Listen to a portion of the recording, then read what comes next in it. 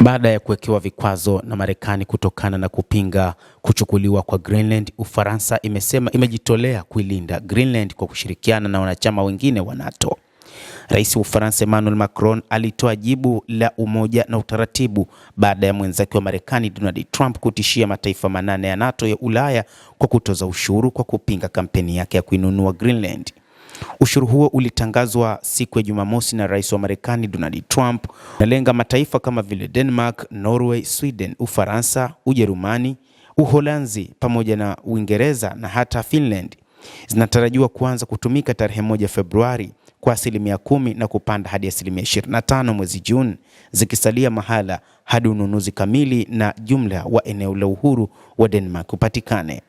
Kwa mujibu wa taarifa iliyotolewa na Rais wa Ufaransa Emmanuel Macron, anasema Ufaransa imejitolea kwa uhuru na uhuru wa mataifa ya Ulaya na kwingineko.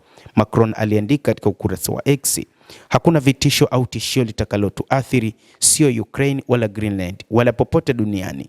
Lazima tupambane kuhakikisha tunalinda uhuru wa kila nchi. Hatuwezi kukubaliana na kununuliwa ama kutwaliwa kwa nguvu kwa Greenland. Nchi zote 8 zimepeleka wanajeshi katika eneo hilo la Greenland katika kile walichosema ni kulinda kisiwa hicho kisingie mikononi mwa Marekani. Rais wa Marekani Donald Trump aliweka ahadi kwamba lazima ataichukua Greenland kwa kutumia nguvu ama kwa kutumia mazungumzo ya diplomasia, lakini mipango yake ni kuhakikisha Greenland inakuwa katika mikono ya Marekani. Eneo la Greenland linatajwa ni moja kati ya maeneo yenye utajiri wa madini. Na ndio sababu ambayo Rais wa Marekani Donald Trump tangu awamu yake ya kwanza ya urais amekuwa akiitaka Greenland kwa namna yoyote ile. Vitisho vya sasa vya ushuru havikubaliki na havina nafasi katika muktadha huu.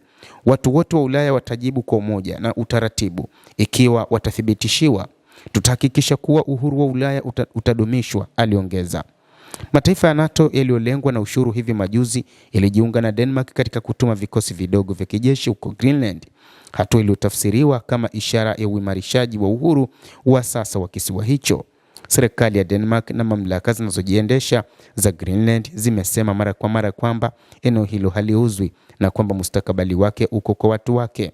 Macron alitetea uamuzi wake wa kutuma wanajeshi Greenland, akisema tunachukua uamuzi huu kikamilifu kwa sababu usalama katika Arctic na kwenye ukingo wa nje ya Ulaya yetu uko hatarini, aliandika kupitia ukurasa wa X, zamani Twitter. Hata hivyo amesema kwamba lazima uhakikishe ulinzi kamili katika Greenland na kuahidi kwamba wao watailinda.